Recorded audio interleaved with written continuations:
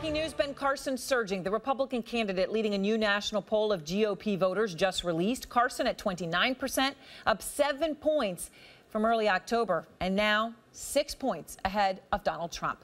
Jeff Zeleny is out front. And Jeff, now this is the second national poll to show Carson beating Trump, so now we've seen it over a period of time in multiple polls. Is this a turning point?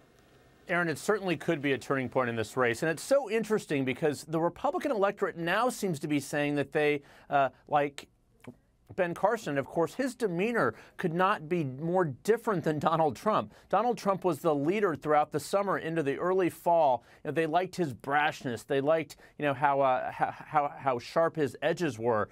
I mean, Ben Carson is essentially the opposite of that. That's why I find this so interesting. But it is the beginning of a trend. We don't know if it will hold into the fall, of course. This race is very dynamic. It's changing. But right now, Ben Carson is the man to beat here. And it's not because of his policy positions necessarily, because he hasn't given that many specific policy positions. But I think it's more that they are looking for someone who's A, an outsider, like Donald Trump, but B, someone whose volume isn't turned up quite as loudly as Donald Trump. So now the challenge for Ben Carson, of course, is to see if he can hold on to this, because Donald Trump, of course, is not going anywhere here, and he's yet to spend a dime on advertising. Ben Carson is advertising, so that is also probably fueling at least some of this. All right, absolutely. Yeah, and of course, Donald Trump's still the front runner, I mean, in most polls, but this the second one, which is significant.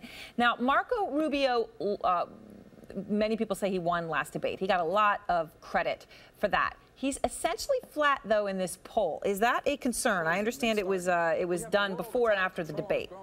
Right. I think that's one important thing to keep in mind here. The debate was conducted over a span of 5 days. 4 days were before the debate. 1 day was after the debate. So I think it's too early to say if Marco Rubio has flatlined in a national survey. Where Marco Rubio is trying to jump out now and show strength now are those early states, those Iowa polls, New Hampshire, South Carolina. He's trying to jumpstart his campaign and, more importantly, get support from donors and others who are looking for a horse who can go the distance here. So I think Marco Rubio is still in good position here. We'll have to get a little more information coming up to see how much of a lead he has after that debate. This poll doesn't quite offer us enough information.